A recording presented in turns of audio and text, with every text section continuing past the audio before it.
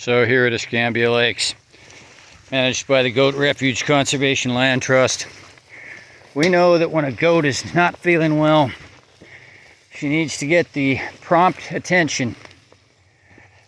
And some of that may include some man-made medicines, but to the minimal amount. Once we get beyond that stage, it's back to the natives.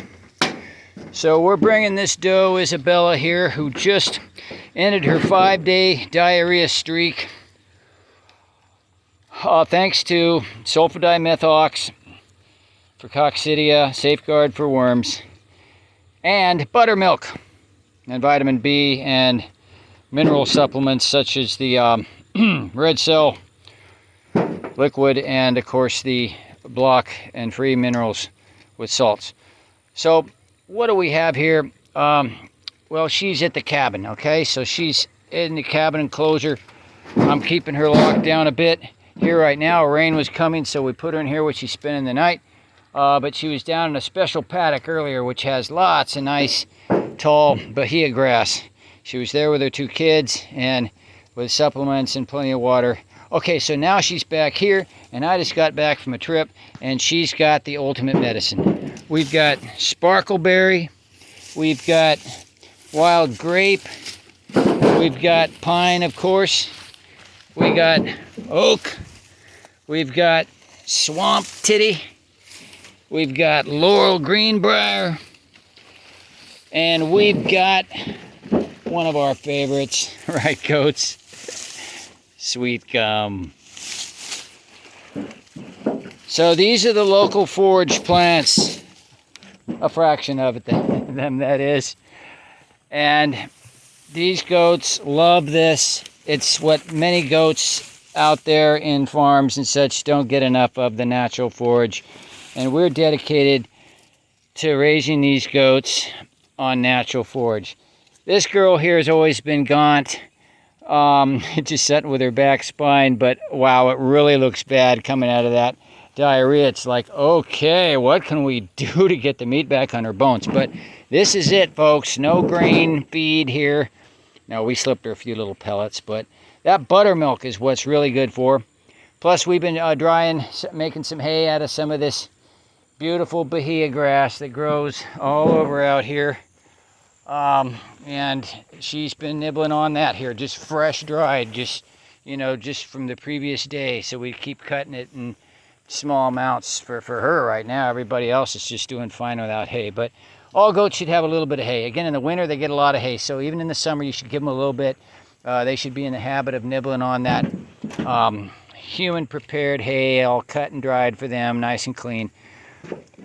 But her rumen is getting back to work. We do believe, folks, that buttermilk is really the thing that just is the catalyst for getting her right back to health. So we're going to keep giving her buttermilk and other supplements. Again, she's getting injections of vitamin B intramuscular twice per day and other supplements. But hey, this is what we want to see, back to the natural forage. Right, goats? Oh, by the way, so you don't just see her skinny body, look at the other goats. Look how plump they are. Look how full and healthy they are.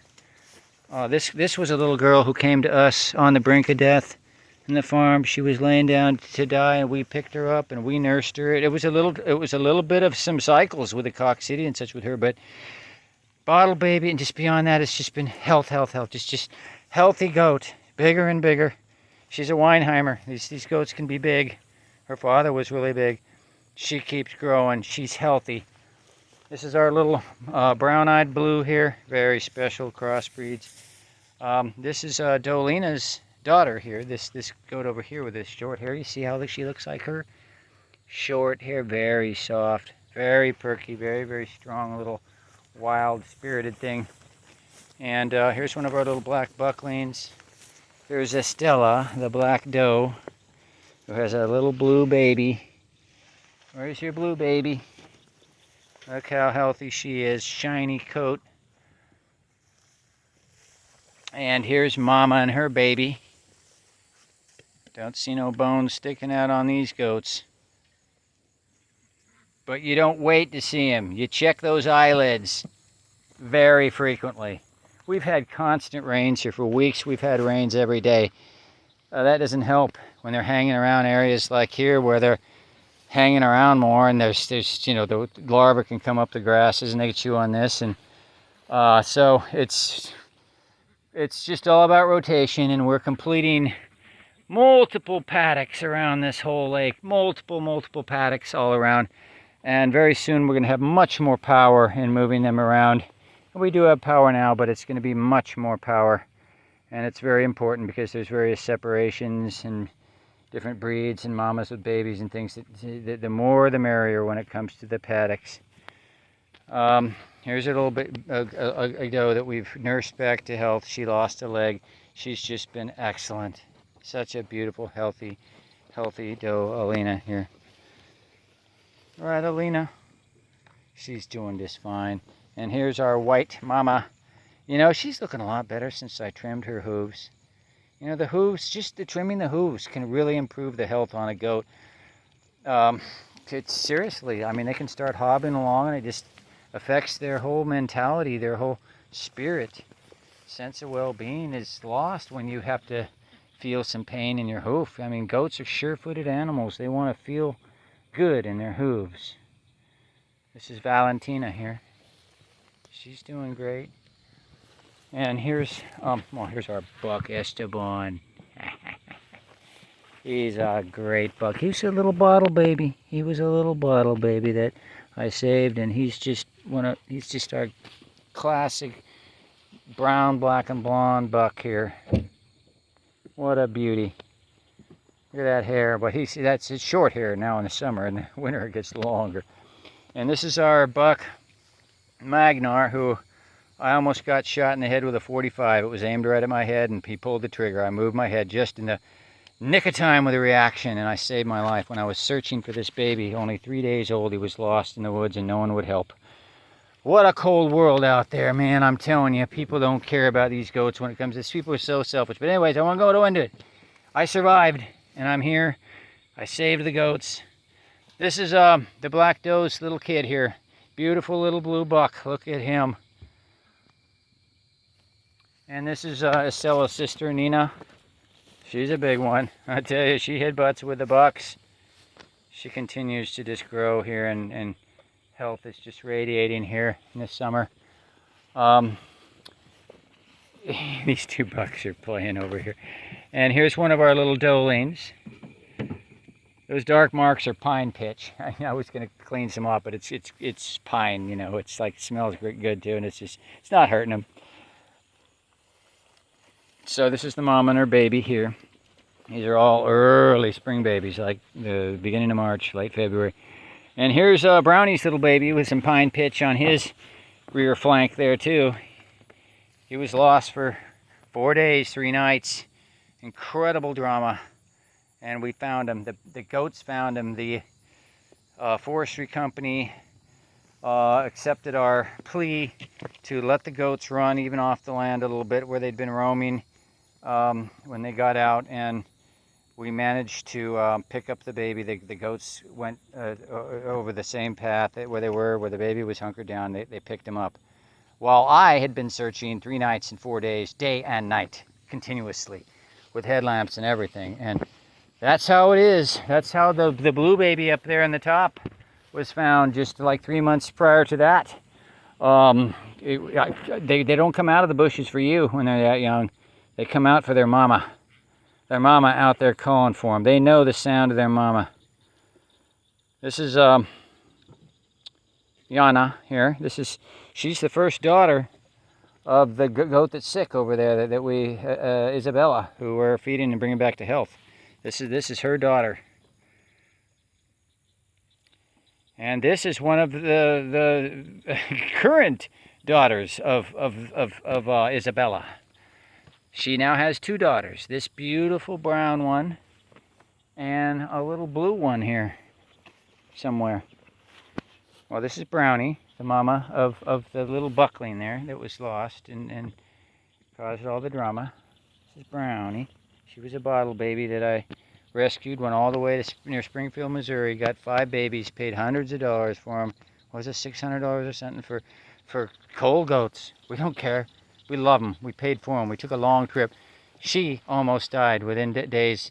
She was less than 2 weeks old, and when she came to the beach all the way down south, over 1,000 miles down south, she had worms. She had severe case of the worms. She was severely anemic, and I treated her on a daily basis, stayed with her, and she just bounced back to health, was prancing, just ultimately just perfect health, have come back, and she's been an excellent, healthy goat, and she's acclimated to the various places that we've been now, and this new home here now. She's one of the early ones to arrive. This is a blue goat. This is White Crown, the son of the white mama over there, Blanca. And this is last winter's little orphan here. We lost his precious mama.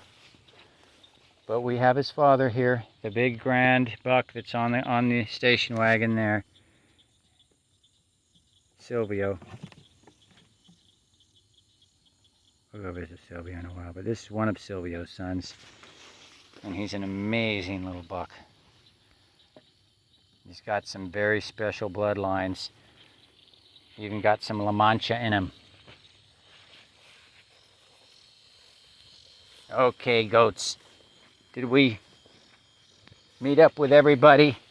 I don't think so. We're still missing some. Here's a little blue girl over here, the other daughter of Isabella. She's waiting to go into the cabin area and spend the night with her mama. And here's our precious little bunny face. This winter's orphan that we picked up from a farm, and beautiful little baby. She's got a mix of La Mancha and Pygmy and some other things in her, but she's a beauty.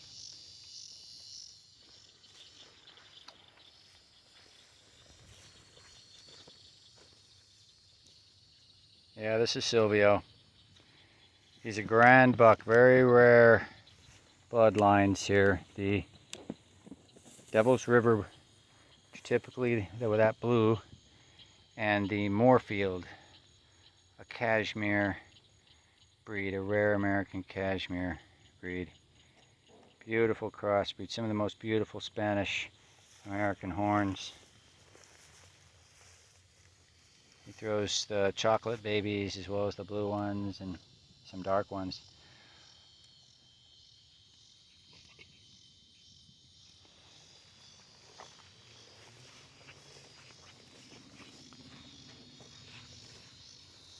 All right, so this video started out as pretty much about Isabella and her treatment, and we've gone around and we've met many other goats here. So we're going to circle back around.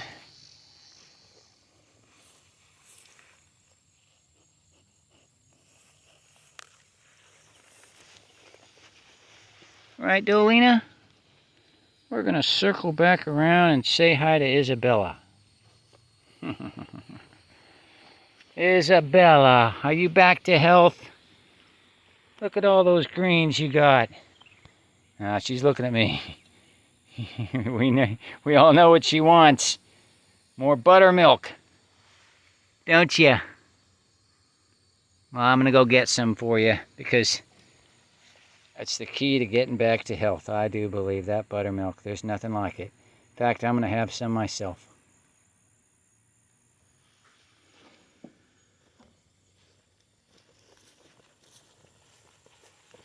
Wouldn't be complete without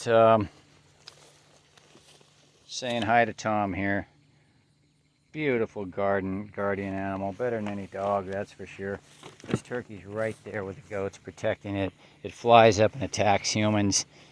Our dogs don't do that, but the turkey does. Okay, here at Goat Refuge Lake, signing off right now to go get some buttermilk.